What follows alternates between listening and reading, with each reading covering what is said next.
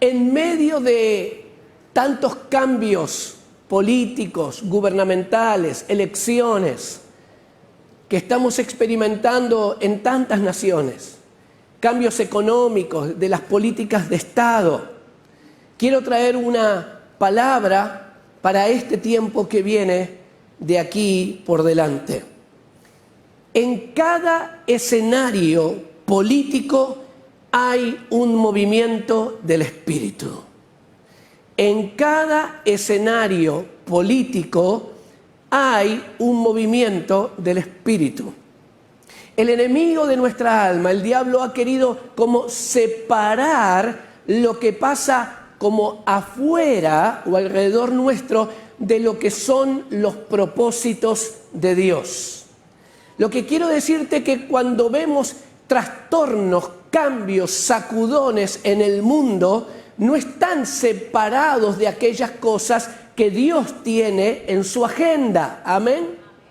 A veces uno dice, bueno, yo quiero estar bendecido por el Señor, pero mira cómo está nuestro país, mira cómo está la salud de mi familia, mira las circunstancias que me rodean. Lo que quiero decirte es que Dios tiene una mirada integral y las cosas que pasan afuera no están fuera del radar de Dios. Dios tiene propósitos aún en medio de cambios políticos, situaciones económicas. Y en esto quiero hablarte en esta mañana porque nosotros tenemos que estar avispados, despiertos, atentos a los propósitos de Dios en medio de diferentes escenarios. En todo mover de Dios hay contextos socioeconómicos, sociales, económicos y políticos. Cuando yo veo en estos últimos 26 años, creo que 48, 50 veces que he visitado Puerto Rico, ustedes son muy parecidos a nosotros, a los argentinos. Cuando hay efervescencia política, ahí, Y a veces, aún en familias cristianas, no conviene discutir mucho sobre política porque se arma y ahí surgen tensiones y parece que ahí decimos, bueno, pero este y el otro candidato. Y ahora me estaban contando algo de las últimas elecciones aquí en Puerto Rico, de cómo quedaron las minorías y las representantes en el Senado y ¡wow! ¡Qué interesante! Algunos dirían, ¡qué terrible! ¡Qué bueno! ¡Qué malo! Pero yo digo, ¡qué interesante!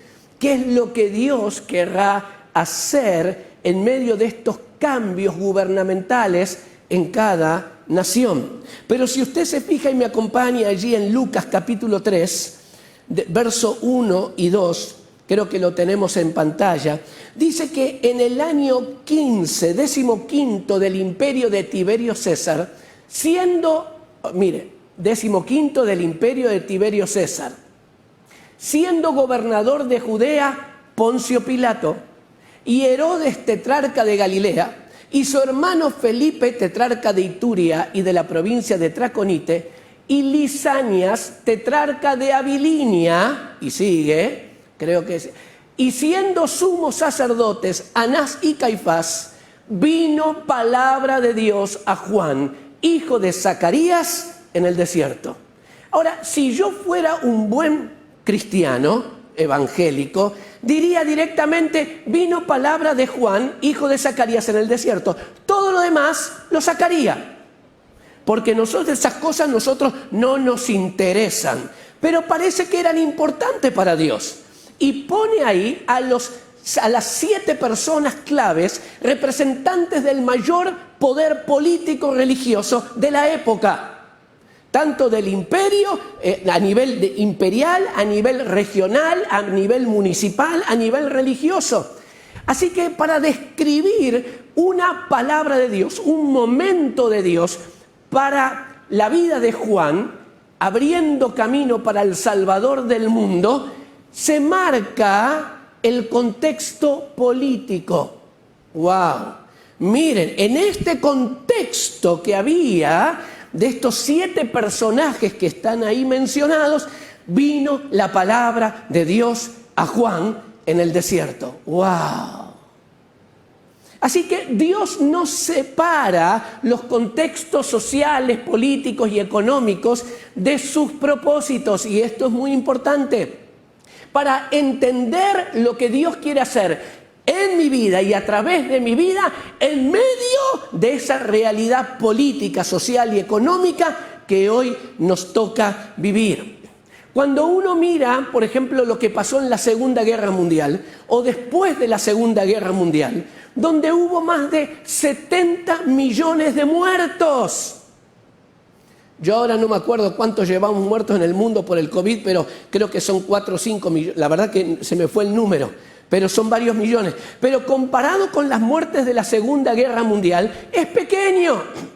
Más si se agrega el conflicto entre China y Japón, más de 70, casi 90 millones, algunos historiadores dicen, que han sido los muertos a consecuencia de la Segunda Guerra Mundial, finalizando en 1945.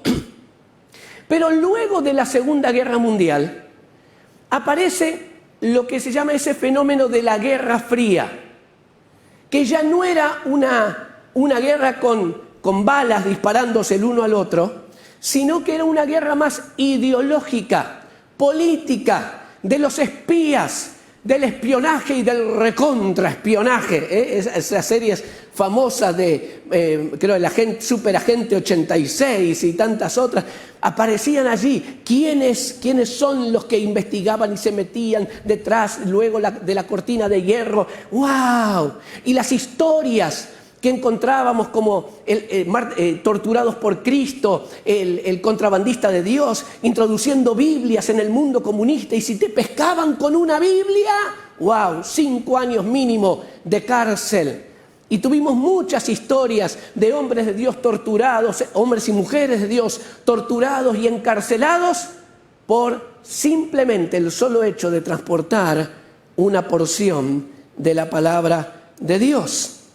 Así que en medio de algo tan caótico y tan doloroso y traumático, la matanza también de más de 6 millones de judíos y de todo el dolor que se esparció por tantas naciones, aún así Dios tenía propósito. ¡Wow! Dios tenía propósito, como lo tiene en este tiempo actual. Y claro, ¿qué sucedió? Muchos de esas multitudes de jóvenes soldados que fueron por el mundo en medio de la guerra, se les abrió el mundo. Se les abrió el mundo. A los jóvenes norteamericanos se les abrió el mundo, fueron a lugares y supieron de lugares que jamás habían imaginado. Y mire, oh, qué coincidencia, Elizabeth. A partir de allí se inicia y se libera el mayor movimiento misionero en la historia de la humanidad. ¡Aleluya! Y uno dice, ¡qué dolor! Pero ¡qué gloria! ¡Qué dolor! Pero mayor es la manifestación del poder de Dios. Cuando el diablo quiere apostar, ir en contra de los propósitos de Dios, el Señor le redobla la apuesta y le gana la partida. Amén. Así que en medio de un momento tan difícil, esto produce también el surgimiento de ministerios. Mire, el ministerio del doctor Billy Graham comienza a explotar, ¿sabe cuándo? A partir de 1948, 1949, 1950. ¡Qué tremendo! Ministerios como Campus Crusade, Jucum, Operación Movilización y muchísimos otros surgieron en la década, fines del 50, principios del 60. Comenzó esta mentalidad de la cruzada, claro, no de la cruzada de aquellos tiempos que fueron terribles contra los musulmanes, pero este sentido de misión, hay que tener misión. Claro, viene del concepto después de la Segunda Guerra, pero ahora tenemos otra misión. No es de conquista, es de bendición, es de reconciliación, es de evangelización, llevar las buenas nuevas a todo lugar, a toda persona y de todas las maneras posibles. Se libera algo que no se había liberado antes. Vemos el surgimiento del mayor movimiento misionero de la historia. Y uno ve naciones que han sufrido tanto, como Corea. Creo que ahí tenemos una plaquita. En Corea, una nación empobrecida y que queda dividida después de la Segunda Guerra en Corea del Norte y Corea del Sur. Se levantan las iglesias más numerosas del mundo y desde su pobreza, Corea del Sur, comienza a ser la economía número 11 más poderosa del mundo. Y un ejército de misioneros coreanos explotan sobre la faz de la tierra. A cada intención del enemigo trae una victoria del Espíritu Santo. Amén. Así que en cada contexto difícil político hay un movimiento del Espíritu.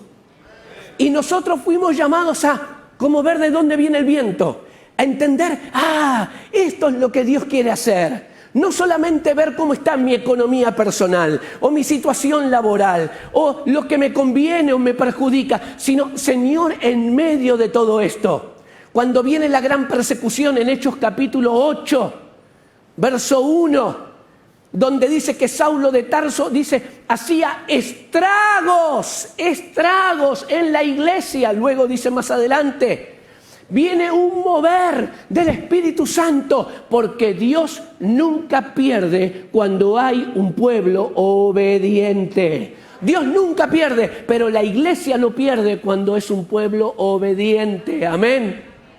Así que estamos en medio de cambios políticos y sociales, económicos muy grandes. Allí en Isaías capítulo 6, verso 1, comienza diciendo: en el año en que murió el rey Usías, un rey muy amado por el pueblo, era un año de luto, de dolor para toda la nación. En el año que murió el rey Usías, vi yo al Señor. ¡Wow! En el año de un sacudón gubernamental tan fuerte para toda la nación, yo como cristiano evangélico hubiera dicho, yo vi al Señor directamente. ¿Qué me importa? ¿Qué tengo que ver yo con la política, con la economía, con los cambios sociales? Pero parece que para Dios sí era importante poner el cuadro, el escenario, el contexto, en el año que murió. Y usted lo puede ver a lo largo de todas las escrituras. Mientras fulanito era el rey y gobernó tantos años, pero el Espíritu de Jehová y se levantó profeta, hay un Dios no se enajena, no se aísla de lo que está pasando en Puerto Rico, pero en medio de lo que está pasando en Puerto Rico hay una gloria de Dios que se quiere manifestar a través de su pueblo. Amén. Con barbijo y todo, con tapaboca, decime un amén grande, a ver. Aleluya, aleluya.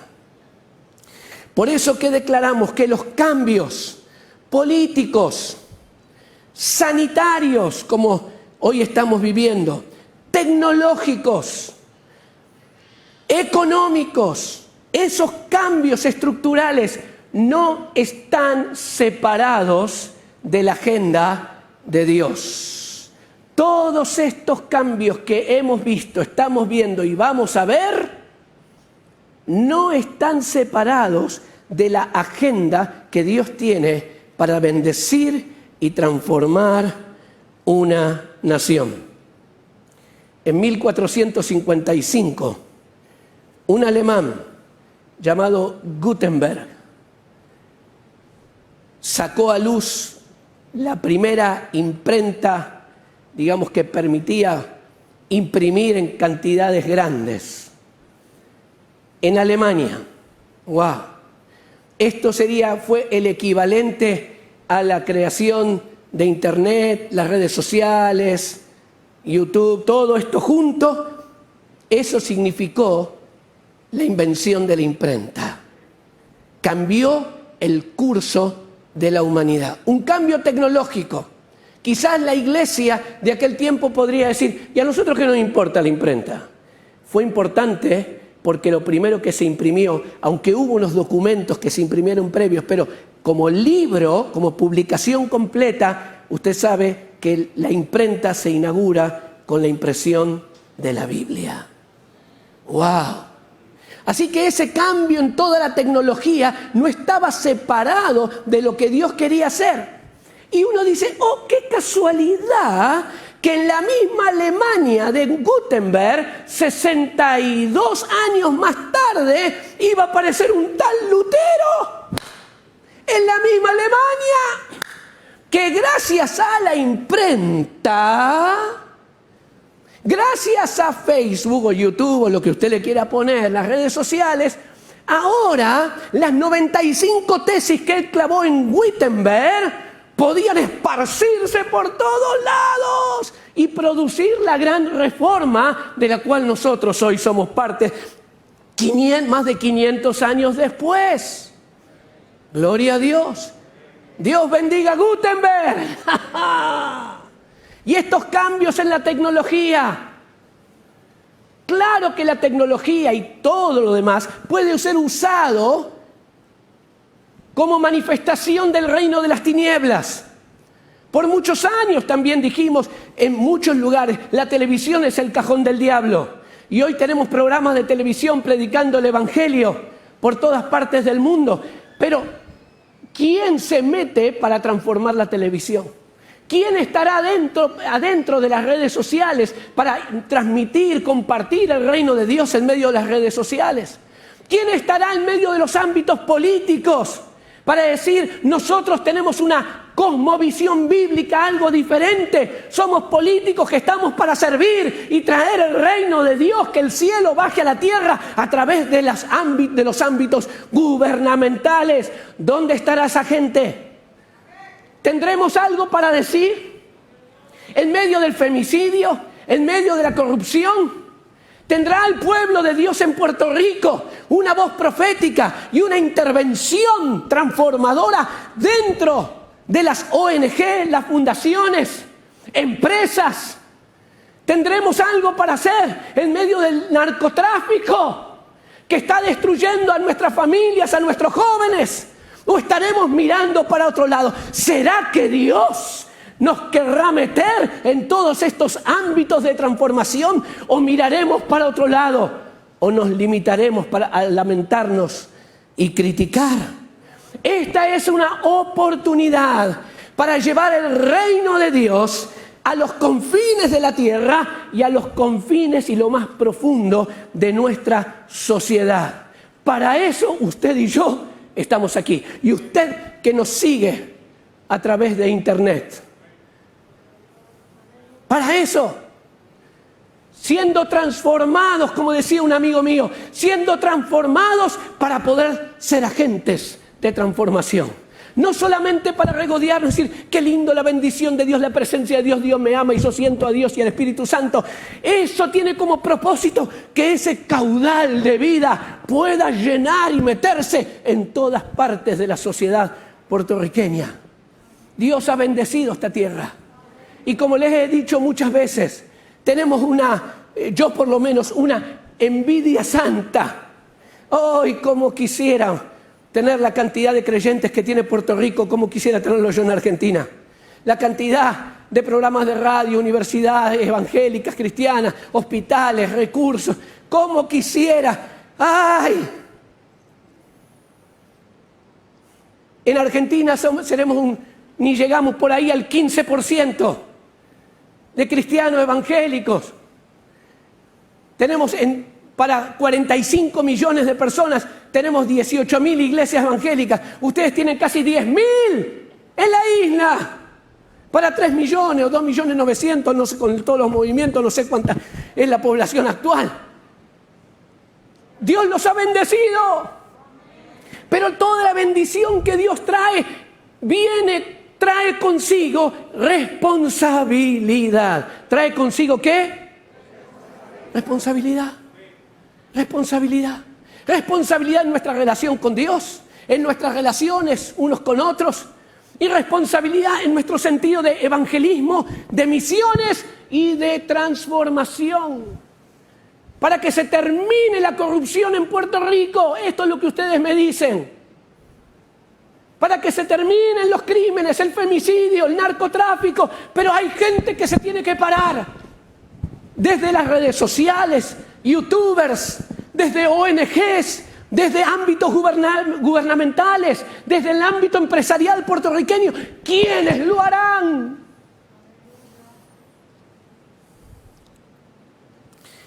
En estos años hemos visto una curva ascendente. Así que este término se usa mucho para el coronavirus. Una curva ascendente, también espiritual. En estos años hemos visto, como nunca antes, un crecimiento de cristianos con una inquietud de servir a Dios, ser misioneros en el ámbito gubernamental. La verdad, hablo en general ahora de nuestro mundo hispano. Estamos dando los primeros pasos. Estamos cometiendo muchos errores. Tenemos algunos creyentes que están en la política, mucha Biblia en la mano, pero que repiten los modelos humanistas, pecaminosos que tienen los demás políticos. Así que necesitamos como formar una nueva clase dirigente llena del Espíritu Santo, que camine en el temor de Dios, en integridad y tenga verdadera vocación de servicio. Amén. Wow. Claro que la política es sucia, y hablo de política en general. Pero cuando usted se mete ahí lleno del Espíritu Santo, no para ser servido, sino para servir, usted puede ser un agente de transformación. Y no estoy hablando ahora, otra vez, un cargo solamente político. Hablo también del ámbito judicial, el ámbito legislativo. Hablo también otra vez como de líderes de movimientos sociales, sindicatos, los que trabajan con los niños, los que trabajan con los ancianos. Oh, Puerto Rico es tu responsabilidad y Dios te ha dado la capacidad de hacerlo. Ustedes tienen la preparación que el resto de Hispanoamérica pocos tenemos. Ustedes tienen el potencial, tienen tanto de Dios. Pueden levantarse como un modelo de transformación espiritual, más allá de qué partido esté en el gobierno. Porque el poder de Dios a través de su pueblo es mayor que cualquier estructura gobernante. Claro que las iglesias, escuche bien, las iglesias no deberían entrar en política partidaria. Pero la iglesia del Señor sí debería meterse en todas partes. ¿Se entiende lo que estoy diciendo? Las iglesias, las congregaciones no deben tomar una postura de política partidaria, pero la iglesia del Señor, de la cual usted, yo, el que está allí, es parte, el que me ve, nos ve ahora por las redes sociales, sí tenemos un llamado a meternos en todas partes y ser la levadura que leuda la masa. Amén. Dale a tu vida, iglesia, un sentido de misión y transformación. Hemos visto una curva ascendente, más cristianos en el gobierno, en el mundo hispano. Ha crecido la relación pastoral, entre la pastoral y los gobiernos. No siempre ha sido saludable, porque a veces ha sido de intercambio. Ha sido de, bueno, al gobierno le viene bien el apoyo de algunos pastores, a los pastores nos viene bien el apoyo. Ha sido una relación a veces transaccional. Yo te doy, tú me das. Y esto ha corrompido un sano vínculo entre lo que es la expresión pastoral y el poder político de turno. Pero simplemente lo pongo como un título. Pero ha crecido, hay una curva ascendente. En muchos países, cuando un pastor pedía una entrevista con un alcalde, después de 4 meses te atendía el secretario del secretario de un subsecretario. Ahora los alcaldes, los gobernadores vienen a nuestras oficinas, vienen a nuestras congregaciones y hasta nos sentimos los pastores importantes, ¿vio? Y hasta cuando un pastor dice en un encuentro con políticos, vamos a orar, los políticos, algunos hasta te ponen la cabecita así para que le impongan la mano. ¡Epa! Y tenemos que cuidar nuestro corazón, porque Dios no nos llamó para conquistar la política, nos llamó para leudarla y transformarla, redimirla desde adentro. No es el poder evangélico, es el poder del Espíritu Santo a través del pueblo de Dios. Y esto lo vamos a ver en nuestro mundo hispano. Así que también una curva ascendente en la influencia del ámbito social. Cada vez tenemos más creyentes metidos en diferentes expresiones en la sociedad. Señor, hay que apretar el acelerador. Reconocemos un mover de Dios. La próxima plaquita, voy a reducir un poquito aquí. No sé cuál es la que viene, pero ya la tengo por aquí. Nosotros podemos ser, como iglesia, podemos ser una iglesia, yo estoy inventando una palabra aquí, para que coincida la terminación de las palabras. Una iglesia criticante. Es un nuevo vocabulario, criticante o criticona. Este gobierno, esta sociedad que está tan corrupta y nos podemos pasar la vida criticando a cualquier gobernador, a cualquier alcalde, a cualquier político, empresario. Estos empresarios hicieron toda su fortuna, seguro con la corrupción, con lo que fuera, narcotráfico. Interesante, usted pone la portada de una revista, de una publicación en Europa, y aparece un magnate ahí con su auto último modelo y su mansión detrás. Y el europeo típico, ¿sabe lo que piensa? Debe haber trabajado muy duro para tener todo lo que tiene. Tú pones esa misma publicación en nuestro mundo hispano de alguien multimillonario con su auto descapotable y su mansión detrás, ¿y qué es lo primero que tú vas a pensar de ese millonario?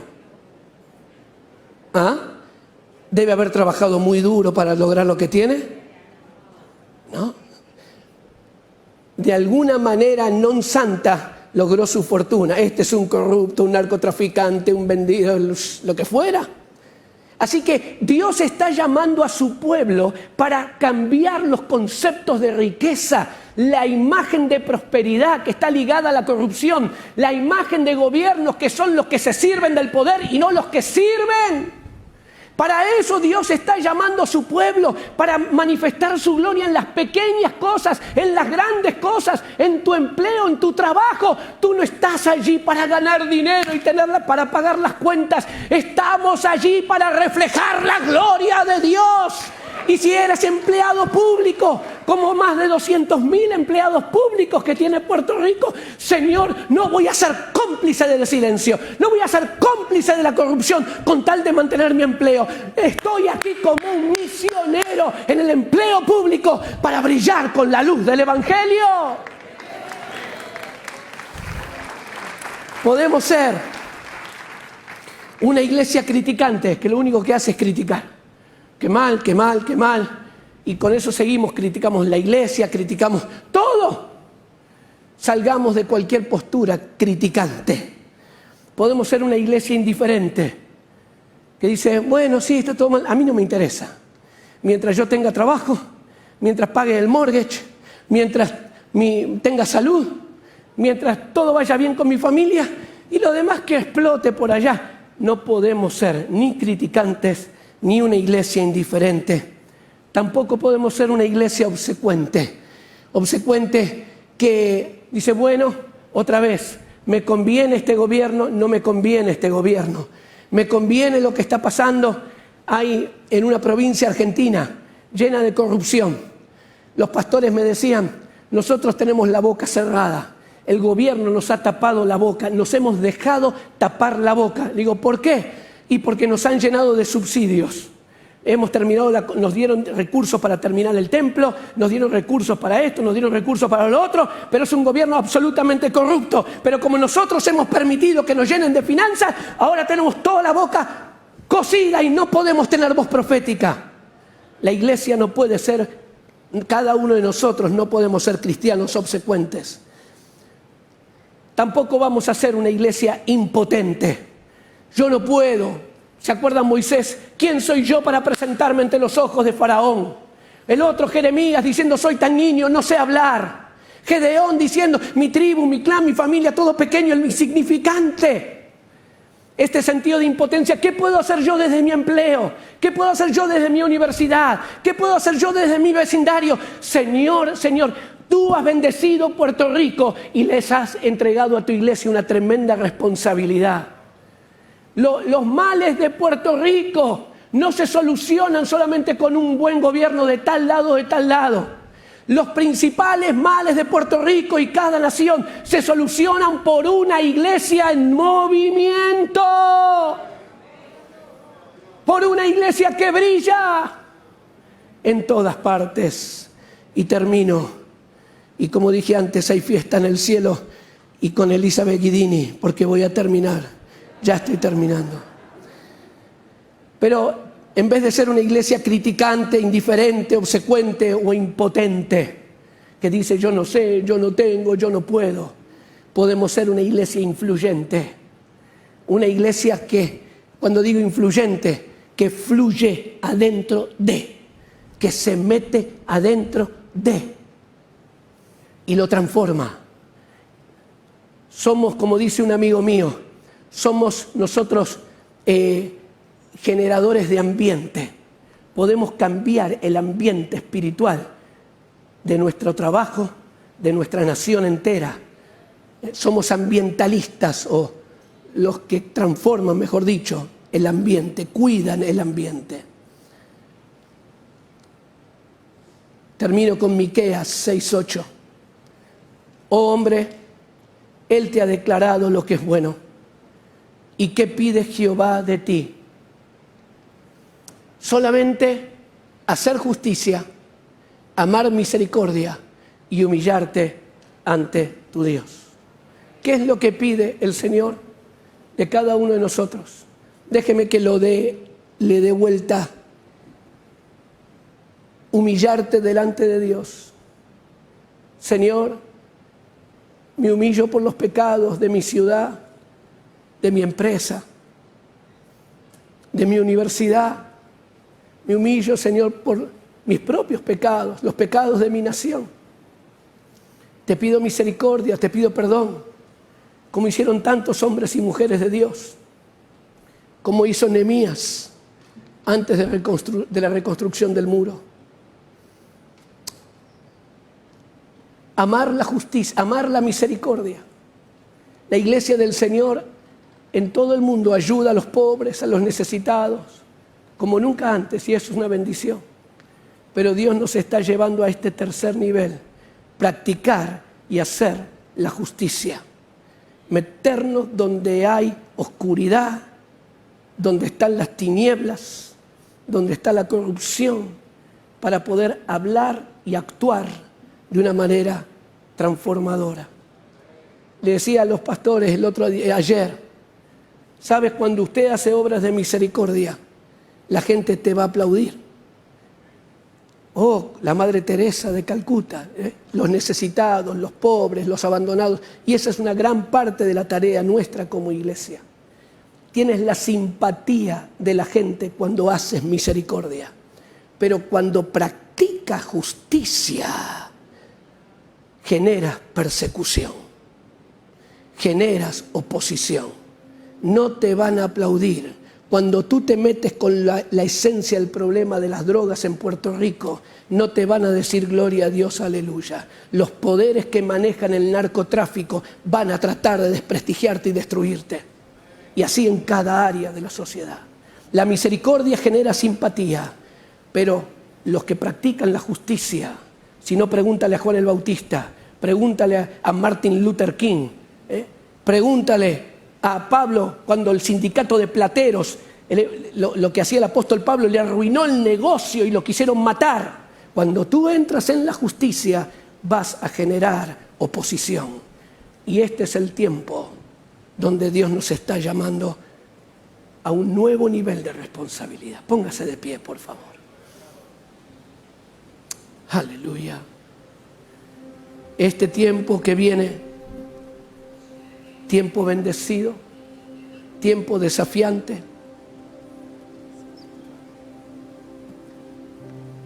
tiempo de persecución,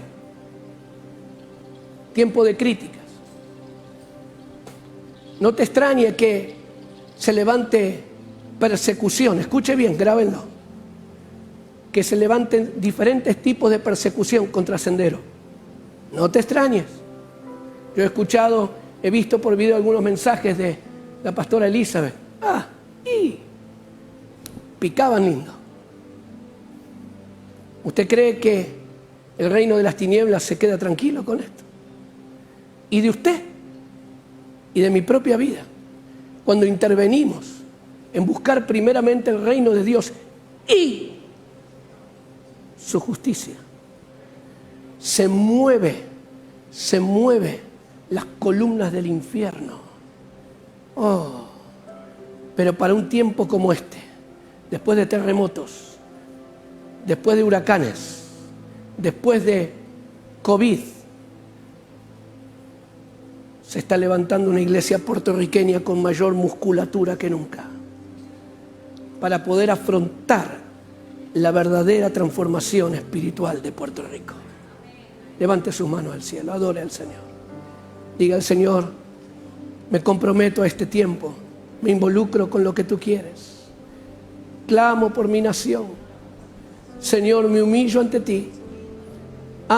Quiero amar la misericordia y practicar la justicia. Gracias, Padre. Adore al Señor. Adore al Señor.